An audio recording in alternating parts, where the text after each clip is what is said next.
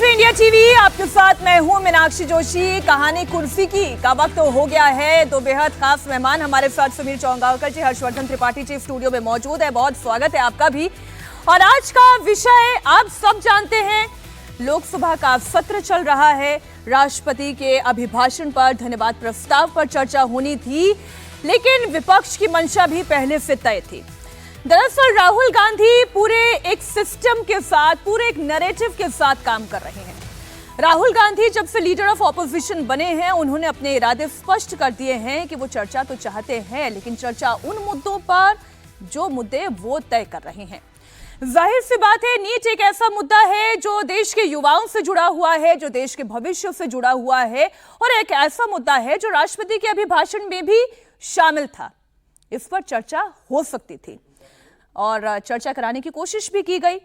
राहुल गांधी आज सदन में खड़े हुए, उन्होंने लोकसभा स्पीकर ओम बिरला से कहा कि हम चाहते हैं कि इस मुद्दे पर चर्चा हो। उधर स्पीकर ओम बिरला की ओर से भी कहा गया कि हम भी चर्चा करने के लिए तैयार हैं, लेकिन जो नियम है वो ये कहता है कि राष्ट्रपति के अभिभाषण पर पहले धन्यवाद प्रस्ताव पर चर्चा होगी, और इसमें जितने भी मुद्दे हैं उनमें से किसी भी मुद्दे पर, हर मुद्दे पर आप इनफैक्ट बोल सकते हैं। फिर राहुल गांधी की ओर से कहा गया कि नहीं, देखिए आप हमें 2 मिनट का वक्त दें, हम अपनी बात रखना चाहते हैं, आप मेरा माइक ऑफ मत करिएगा। उन्होंने बोलना शुरू किया। लोकसभा स्पीकर ओम बिरला ने यह भी कहा कि देखिए माइक का कोई स्विच, कोई बटन मेरे पास नहीं है, आप अपनी बात रखिए। राहुल गांधी बोल ही रहे थे कि बोलते बोलते में उनका माइक ऑफ हो गया और फिर हंगामा शुरू हो गया। अब इसमें 2 बातें हैं जो आज दर्शकों को बहुत गौर से सुनने की और समझने की जरूरत है। पहला तो वो जो राहुल गांधी कह रहे हैं, एक पूरी नीति के साथ, एक पूरी नियत के साथ नीट के ऊपर चर्चा करने की बात लेकर आज वो सदन के बाहर भी बोले, सदन के अंदर भी बोले। लोकसभा स्पीकर ने भी कहा कि राष्ट्रपति के अभिभाषण में तमाम मुद्दे हैं, आप हर मुद्दे पर बोलिए, मैं आपको भरपूर समय दूंगा। लेकिन इसके बावजूद राहुल गांधी भी नहीं माने और फिर क्या हुआ, हंगामा शुरू हो गया। एक वो नैरेटिव है जो राहुल गांधी खड़ा करना चाहते हैं कि हम तो देश के युवाओं की आवाज उठाना चाहते हैं, हम इस पर बात करना चाहते हैं, लेकिन हमारा माइक बंद कर दिया जाता है, हमें बोलने का मौका नहीं दिया जाता है। तो वहीं दूसरा पक्ष सरकार का है। जब जब नीट की बात होती है, जब जब अन्य मुद्दों को उठाया जाता है, तो सरकार एक बार फिर से इमरजेंसी के दौर की याद दिलाती है। आज आप सुधांशु त्रिवेदी को भी सुन रहे होंगे, तो बीजेपी की ओर से सांसद महोदय ने जब सरकार का पक्ष रखने का प्रयास किया, तो उन्होंने किन बातों की तरफ इशारा किया कि प्रधानमंत्री नरेंद्र मोदी तो चुने हुए प्रधानमंत्री हैं। जब जवाहरलाल नेहरू प्रधानमंत्री बने थे तो फिर वो कैसे प्रधानमंत्री बने थे, क्या ये कांग्रेस को याद दिलाने की आवश्यकता है? बातें बहुत सारी हैं, तस्वीरें आपके सामने हैं। हर्षवर्धन त्रिपाठी जी, आप इस चर्चा को आगे बढ़ाते हुए, एक बहस नीट के मुद्दे पर होनी थी और ये मुद्दा कितना ज्वलंत है और कितना महत्वपूर्ण है ये हर कोई जानता है। फिर बतौर leader of opposition Rahul Gandhi ने बिल्कुल सही नब्ज दबाई है। नहीं, देखिए, अगर हम नीट के और सरकार से भी अपेक्षा करूंगा बिल्कुल ये कि होना ही आपके चाहिए। उठाए गए मुद्दों पर सरकार जवाब देगी। माननीय आइटम नंबर 4 श्री अर्जुन राम मेघवाल जी। धन्यवाद अध्यक्ष जी। हंगामा हम सुन ही रहे हैं, ये उस वक्त जब हंगामा चल रहा था उस वक्त की तस्वीर है। हर्षवर्धन जी, देखिए, अब तो 1 जुलाई तक के लिए लोकसभा की कार्यवाही स्थगित कर दी गई है। निश्चित तौर पर नीट पर चर्चा होनी ही चाहिए, और जिसको कहते हैं ना कि अगर देश में कोई सबसे बड़ा मुद्दा है, छात्रों के भविष्य का मुद्दा है, तो वो नीट का मुद्दा है। और पेपर लीक सचमुच बहुत बड़ी बीमारी है, और अभी तक नीट का पेपर चूंकि रद्द नहीं हुआ है, सर्वोच्च न्यायालय में मामला चल रहा है। शिक्षा मंत्री जी कह रहे हैं कि हम उन गड़बड़ियों को पकड़ रहे हैं।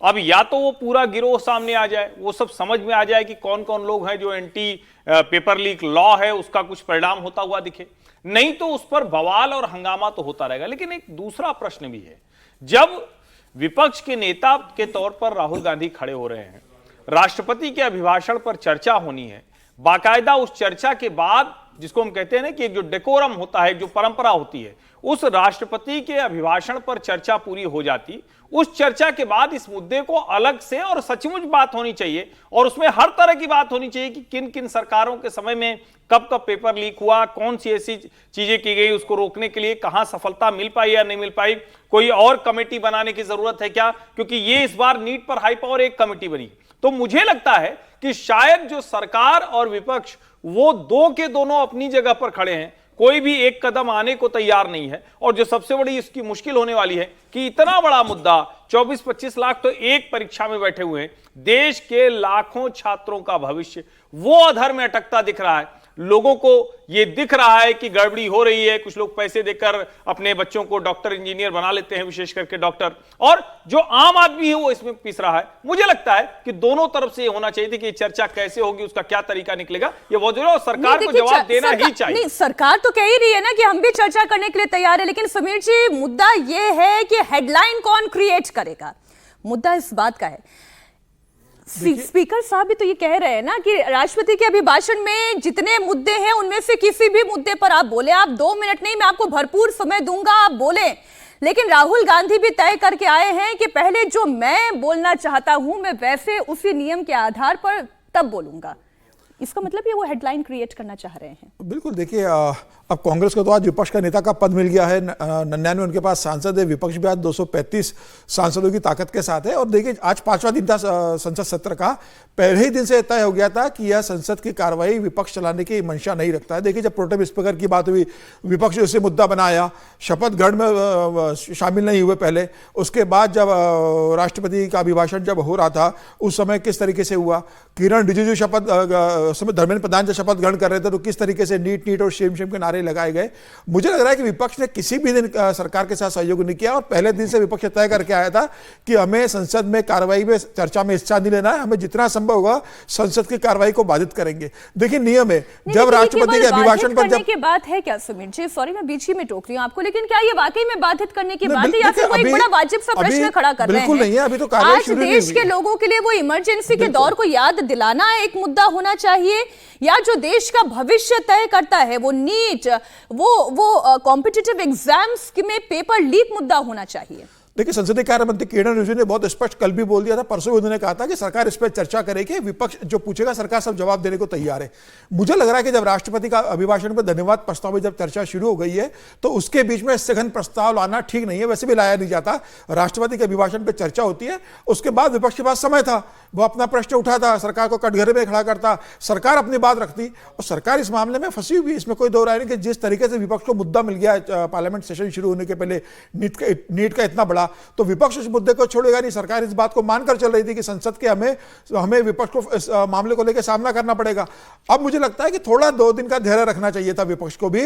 आज राष्ट्रपति के अभिभाषण में जब चर्चा शुरू हो गई थी धन्यवाद प्रस्ताव पे, विपक्ष इसमें पहले भाग लेता, उसके बाद स्पीकर भी बोल रहे कि मैं आपको पूरा समय दूंगा उस पर बोलने के लिए, तो था समय, सोमवार और मंगलवार को उस पर चर्चा हो जाती। लेकिन जिस तरीके से आज ही विपक्ष अड़ा हुआ था और राहुल गांधी चाहते हैं कि भाई इसी मामले पर आज ही तत्काल कार्रवाई हो, चर्चा हो, मुझे लग रहा है ये ठीक नहीं था।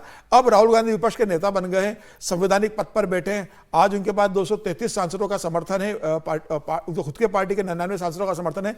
तो राहुल गांधी एक प्रभाव और दबाव की राजनीति करना चाहते हैं कि इस बार हम इतनी संख्या में है कि हम सरकार को दबा सकते हैं, अगर नहीं दबा पाएंगे तो हम संसद की कार्रवाई नहीं चलने देंगे।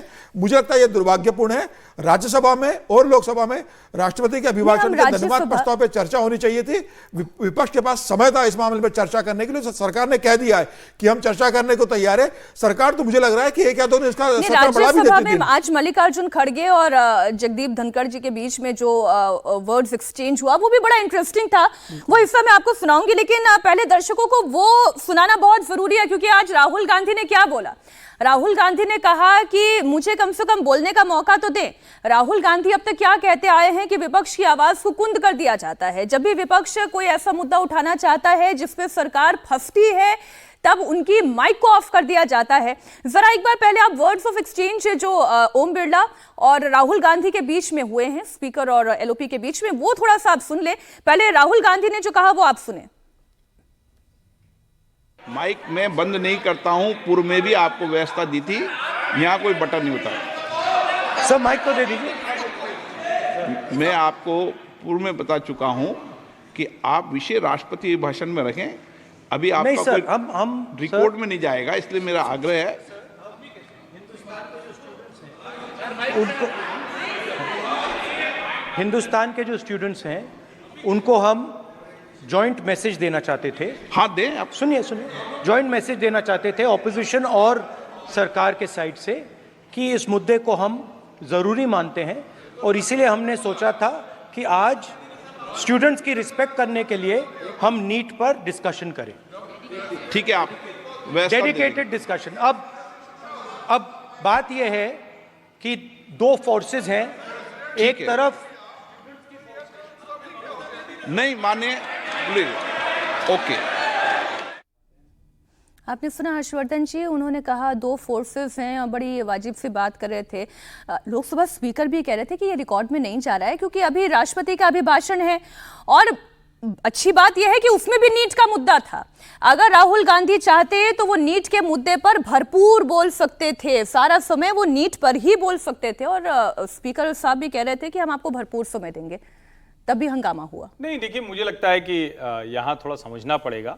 एक तो ये कि स्पीकर महोदय को भी सोचना पड़ेगा कि अगर नेता विपक्ष बोल रहे हैं तो उनकी पूरी बात सुननी पड़ेगी। ये नहीं हो सकता है कि कोई नेता विपक्ष बोल रहा है और उसकी बात नहीं आए। लेकिन अब इस मुद्दे पर ये ऐसी बारीक लाइन हो जाती है कि कई बार ये लगता है कि आप कौन सी बात सही दिख रही है। ये सच है कि राष्ट्रपति का अभिभाषण जब हुआ है तो सबसे पहले नियम यही कहता है, संसदीय परंपराएं यही कहती है। हालांकि जब मैं परंपरा बोलता हूं तो लगता है कि कौन सी परंपरा कौन सी पार्टी मानती है, सत्ता में कौन मानता है, विपक्ष में कौन मानता है, इस पर बड़ी बहस हो जाएगी। लेकिन संसदीय परंपराएं ये कहती हैं कि राष्ट्रपति के अभिभाषण पर चर्चा होती है, बाकायदा विपक्ष की तरफ से हर पार्टी के प्रतिनिधि जिनकी जितनी हिस्सेदारी होगी उसके हिसाब से वो बात रखेंगे और अंत में प्रधानमंत्री उसको कंक्लूड करते हैं। अब सवाल यह है कि क्या विपक्ष के नेता के तौर पर राहुल गांधी की जिम्मेदारी नहीं थी? लीडर ऑफ अपोजिशन वो बने हैं और नीट पर खुद राष्ट्रपति महोदय ने अपने अभिभाषण में एक बड़ा हिस्सा उसका था। मुझे तो लगता है कि ऐसे में ज्यादा उनके पास अवसर था कि इस अभिभाषण पर वो चर्चा करते, नीट पर भी बात करते, दूसरे मुद्दों पर भी सरकार को घेरने की अगर स्थिति है तो वो करते और उसके बाद वो कहते कि नहीं ये एक ऐसा मुद्दा है जिस पर अलग से बात होनी चाहिए। लेकिन यहां साफ दिख रहा है जिस तरह से जिन शब्दों का उन्होंने चयन किया है कि भाई स्टूडेंट्स को संदेश देना है, इस सदन से सत्ता पक्ष और विपक्ष की तरफ से जाए, यानी बहुत साफ है उनको दिख रहा है कि राहुल गांधी की तरफ से देश के छात्रों को एक संदेश जाना चाहिए। एक हेडलाइन मैनेजमेंट वो शायद ज्यादा ध्यान में था और वही वजह थी कि एक कार्यवाही अब स्थगित हो गई। जो आज का दिन, आज का समय उसका उपयोग हो पाता वो अंत में उपयोग नहीं हो पाया और मुझे यही ज्यादा बड़ी चिंता की बात दिखती है कि क्या सोमवार को भी इस पर इस तरह से बात हो पाएगी। अब आप ये देखिए, आपने जो मैनेजमेंट की बात कही, विपक्ष का मैनेजमेंट कैसा दिखाई दे रहा है। इधर लोकसभा में leader of opposition Rahul Gandhi ने नीट का मुद्दा उठा दिया, तो वही बड़ी सोच समझकर मल्लिकार्जुन खड़गे ने राज्यसभा में एयरपोर्ट में जो हादसा हुआ आईजीआई एयरपोर्ट पर, हमने सभी ने देखा कि कैसे टर्मिनल 1 का एक बहुत बड़ा हिस्सा जो है पूरा शेड का शेड नीचे आकर गिर गया, उसका जिक्र उन्होंने किया। इसका मतलब तो एक पहलू इसका विपक्ष का ये बड़े क्लियरली सामने आता है समीर जी कि वो ये बताना चाह रही है कि सरकार से देखिए ना तो एग्जाम करवाया जा पा रहा है, ना सदन चला पा रहे हैं, ना चर्चा करवा पा रहे हैं, ना एयरपोर्ट की सुरक्षा उनसे मैनेज हो पा रही है। बहुत ही प्लानिंग के साथ आज लोकसभा और राज्यसभा दोनों में मुद्दे उठाए गए। देखिए, विपक्ष के पास तो एक अच्छा मौका था। राज्यसभा में मल्लिकार्जुन खड़गे अगर एयरपोर्ट के हादसे का मामला उठाते हैं तो उस पर चर्चा कर सकते थे। मुझे लग रहा है कि राहुल गांधी को तो वैसे भी राष्ट्रपति के अभिभाषण पर धन्यवाद प्रस्ताव पे बोलने का मौका पहले विपक्ष के नेता को मिलता है, उन्हें मौका मिला था और वो उन्हें क्या बोलना है क्या नहीं बोलना है इससे स्पीकर रोक नहीं सकते थे। वो अपने भाषण का पूरा समय नीट के लिए बोलते, वो किसी और विषय पर बात ही नहीं करते। वो अगर चाहते तो आज 40 मिनट वो नीट के ऊपर बोलते। उन्हें जो देश की जनता को या छात्रों को संदेश देना था वो अपने भाषण से देते, वो सरकार से प्रश्न पूछते। और मुझे लग रहा है कि अगर राहुल गांधी आज लगातार नीट के ऊपर बोलते हैं और कोई बड़े गंभीर प्रश्न खड़े करते हैं तो सरकार के ऊपर यह एक नैतिक दबाव रहता है कि सरकार इसका जवाब सरकार को सोमवार को सत्र शुरू होते ही देना पड़ता। आज राहुल गांधी ने इस पर चर्चा छेड़ने की बात कर दी। आपको स्पीकर से अनुमति लेने की जरूरत क्या है? आप राष्ट्रपति ने जब नीट का जिक्र कर दिया है अपने भाषण के अंदर तो आप उस प्रस्ताव का धन्यवाद प्रस्ताव पे आप उसका जिक्र कर सकते हो और आप पूरा समय नीट पे बोल देते। आपको किसने रोका था बोलने के लिए? राहुल गांधी आज चूक गए। जो उन्हें समय मिला था बोलने के लिए वो आज देश की जनता को या देश के छात्रों को जो संबोधित करना चाहते थे वो उसका भरपूर फायदा सदन के अंदर उठा सकते थे। वह इस बात पर चूक कर गए और यही बताता है कि राजनीतिक रूप से आप कितने परिपक्व हो। राहुल गांधी को इतना लंबा संसदीय अनुभव होने के बाद वो आज इस समय का इस्तेमाल नहीं कर पाए। सर देखिए, दो बातें आपने कहा, राहुल गांधी चूक गए, यही बात तो सरकार के लिए भी कही जा सकती है हर्षवर्धन जी कि सरकार के पास भी एक मौका था, सरकार ये नरेंद्र मोदी की सरकार है हर्षवर्धन जी, ये 303 वाली 404 वाली सरकार नहीं है, ये 240 सीट लाने वाली बीजेपी की सरकार है। क्या नरेंद्र मोदी या इस वक्त बीजेपी की सरकार के अंदर वही कॉन्फिडेंस, वही अटैक मोड दिखाई दे रहा है, या फिर सरकार इस वक्त डिफेंसिव मोड में काम कर रही है? क्योंकि नैरेटिव राहुल गांधी सेट कर रहे हैं, डिफेंस इस वक्त सरकार कर रही है। देखिए, ये तो विपक्ष हमलावर रहता ही है और वो बड़ा स्वाभाविक सा है, लेकिन इसका एक दूसरा पहलू है जो मैं पहले भी कहता रहा हूं।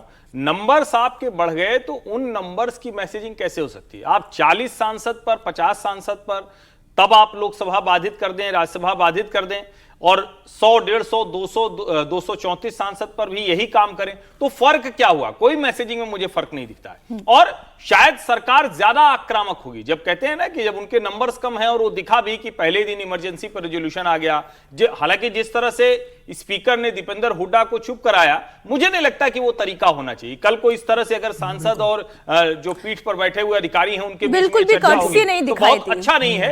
ये खराब एक शुरुआत हो रही है, और शुरुआत क्या, कई बार पहले भी ऐसे होता रहा। लेकिन जो इसका दूसरा पहलू है कि आप कह रहे हैं कि बहुत, जिसको कहें कि स्ट्रेटेजिक एक अटैक हो रहा है लोकसभा और राज्यसभा में। अब राज्यसभा में या लोकसभा में जो दोनों मुद्दे हैं, चाहे राहुल गांधी उठा रहे हो या मल्लिकार्जुन खड़गे, दोनों मुद्दे एकदम दुरुस्त हैं। नीट की परीक्षा से परेशान, उससे पीड़ित छात्र, वो न्याय चाहते हैं। सरकार ने एक कानून बनाया है जो प्रशंसनीय है, लेकिन इस जो पूरे गड़बड़ झाला है, इसमें घोटाले में शामिल लोग कहां हैं? क्या कोई एक ऐसा बड़ा व्यक्ति पकड़ा गया? क्या सिर्फ और सिर्फ जो जिसको कहते हैं ना कि नीचे की मछलियां, जिसको हम लोग सामान्य भाषा में बोल देते हैं, यानी जो छोटे लोग हैं वो पकड़े जाएंगे, बड़े लोगों पर हाथ भी नहीं डाला जाएगा? क्या तेजस्वी यादव के पीए से अभी तक पूछताछ हो पाई है? क्या सम्राट चौधरी से पूछा गया कि उनके साथ वो कैसे फोटो में दिख गया? या इस तरह के जितने भी अभी तक मिले हैं देश के अलग अलग हिस्सों में, उनको लेकर कोई भी एक सफाई आई है? इसका जवाब है अभी तक नहीं आई। जब हम एयरपोर्ट वाले मुद्दे की बात करते हैं, वो शर्मनाक है और वो दुर्घटना नहीं है, वो सीधे सीधे हत्या है।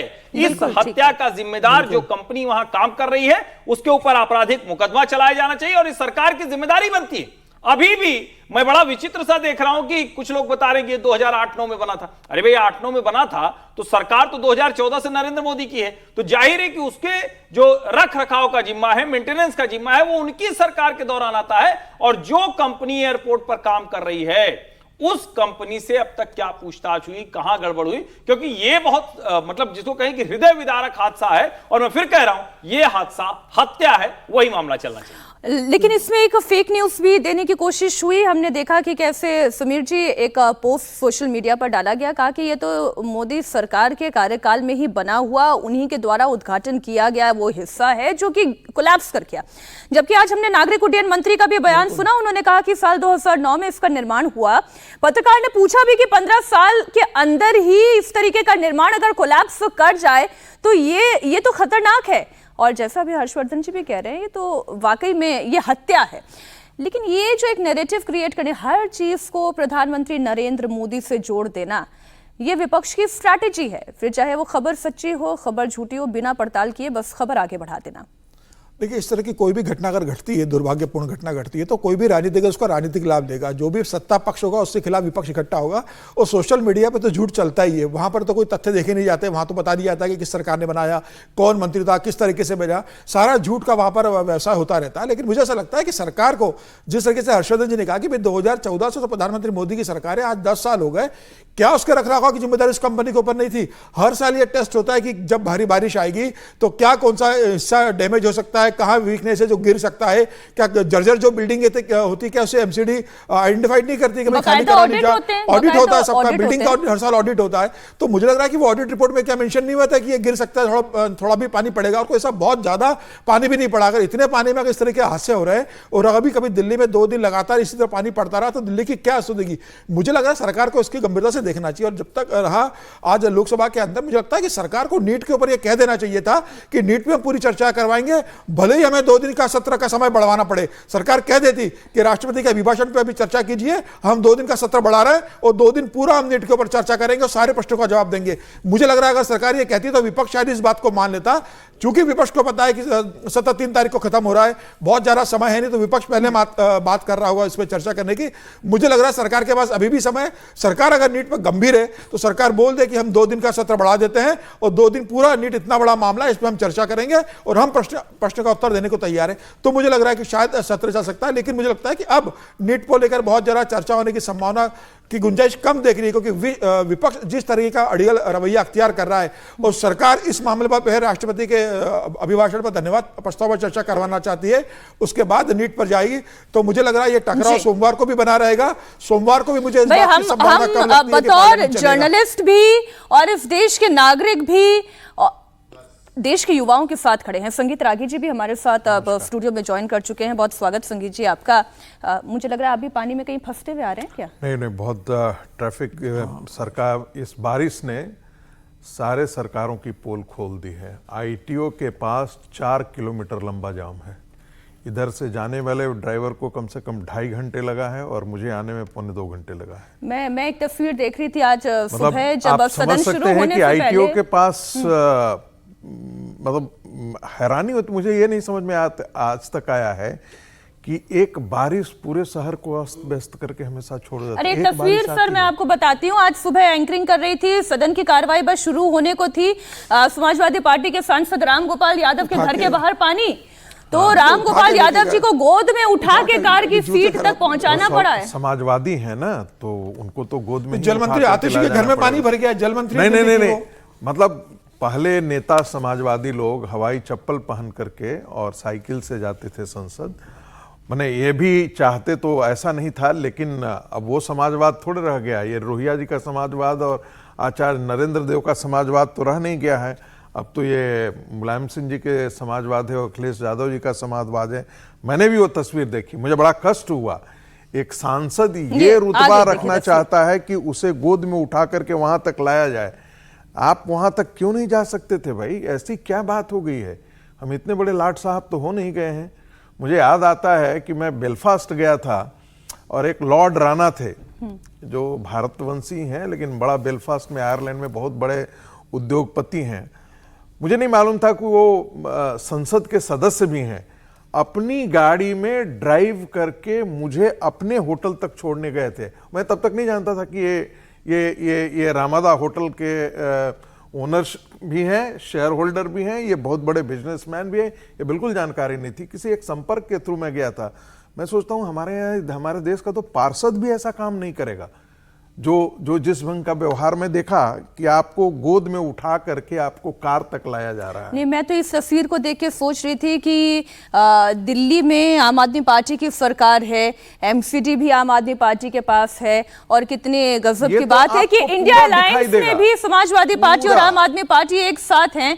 तो एक फोन जो वो कह रहे थे कि मैंने एनडीएमसी को खड़काया, मैंने कहा दिल्ली सरकार में भी किसी को एक फोन खड़का देते तो हो सकता है कोई समाधान निकल आता। नहीं, बिल्कुल नहीं। मुझे तो नहीं लगता है कि एक फोन से आज कम से कम हजारों फोन भी हो जाएं तो भी दिल्ली की दुर्दशा जिस प्रकार का है, पूरे शहर का कोई एक कोना नहीं है। आप जिस कोने में घुसिए वहीं पर पानी लगा हुआ है, और इतना ज्यादा लगा हुआ है कि आपके लिए निकलना बड़ा मुश्किल वो तो हमारे दर्शक समझ ही गए क्योंकि आज आप कार्यक्रम में लेट हो गए जी। इसमें एक जरूरी बात जो अभी प्रोफेसर साहब कह रहे हैं कि हजारों फोन भी हो जाए, आप जरा सोचिए, अभी एक दिन पहले तक दिल्ली पानी के लिए तरस रही थी, प्यासी थी। यमुना का जल स्तर भी बहुत नीचे है, इतना नीचे है कि उस पानी को आप ट्रीट करने के लिए भी नहीं ले जा पा रहे हैं। क्या दिल्ली में, और सब दिल्ली कर रहे हैं तो दिल्ली नहीं, हर शहर का यह हाल है। किसी एक सरकार को इसमें दोष देकर हम थोड़ा सा बेईमानी करेंगे? क्या कोई भी सरकार इतना इंतजाम भी नहीं कर पाती कि उसके यहां से जो पानी आया वो बहकर कहीं निकल जाए? इतना भी इंतजाम नहीं कर पाती। हर साल जो सिल्ट है, जो नाले में गंदगी है, जो जगह जगह कूड़ा फंस गया है, उसकी सफाई के लिए हर नगर निगम में करोड़ों का बजट आता है। दिल्ली तो इतना बड़ा बजट है, और उसमें मुझे समझ में नहीं आता है कि जब आतिशी जी, अब पता नहीं वो खैर वो अद्भुत वो सत्याग्रह भी अद्भुत था जिसमें वो किसी आईसीयू में गई जहां उन्हें कुछ करना ही नहीं पड़ा, सिर्फ बेड पर लेटे लेटे फिर वो व्हील चेयर पर आती हैं, फिर गाड़ी में बैठती हैं तो उनको कोई व्हील चेयर की जरूरत नहीं। नेता जब थिएट्रिक्स पर लग जाएं, जब नेताओं का पानी उतर जाए, तो तो इसी तरह से या तो शहर प्यासे रहेंगे या शहर बाढ़ में डूबेंगे, पानी में डूबेंगे, जाम में फंसेंगे, उसका कोई रास्ता नहीं हो सकता। और तब फोन करने से क्या हो जाएगा? अगर फोन करने से होता तो राम गोपाल जी को ऐसे दो लोगों के कांधे पर लद के नहीं जाना पड़ता। और मुझे तो उस चित्र को देखते हुए कोई आश्चर्य नहीं हुआ। अधिकांश नेता यही करते हैं, अधिकांश नेता यही करते हैं। अब हमारे लिए वक्त एक छोटे से ब्रेक का हो गया है। प्रधानमंत्री नरेंद्र मोदी पर कांग्रेस अटैकिंग मोड में है और ये अटैक आप पूरे संसद के सत्र के दौरान देखने जा रहे हैं। हम अपेक्षा यही करते हैं और अपील भी ये करते हैं कि कम से कम जो जनता से जुड़े हुए मुद्दे हैं, युवाओं से जुड़े हुए मुद्दे हैं, नीट से जुड़ा हुआ मुद्दा है, उसके ऊपर सारगर्भित चर्चा होनी चाहिए, कंस्ट्रक्टिव डिबेट होनी चाहिए।